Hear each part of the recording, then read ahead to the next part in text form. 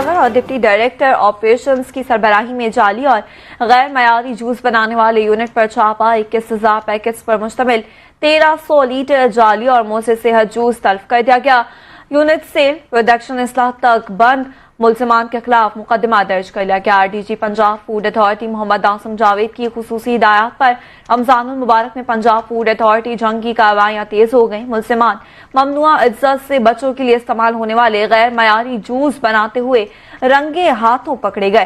غیر معیاری اور موثر صحت جوس کو مختلف برانڈز کی پیکنگ میں پیک کیا جا رہا تھا۔ 21,060 پیکٹس پر مشتمل 1300 لیٹر جعلی اور موثر صحت جوس موقع پر ہی تلف کر دیا گیا، جبکہ مختلف برانڈز کا 200 کلو پیکنگ میٹیریل بھی موقع پر ہی ضبط کر لیا گیا۔ اس موقع پر اسسٹنٹ کمشنر عمر سرور کا کہنا تھا کہ ماہ رمضان المبارک میں ملاوٹ اور جعل ساز مافیا کو بچوں اور بڑوں کی صحت کے ساتھ ہرگز نہیں کھیلنے دیا جائے گا۔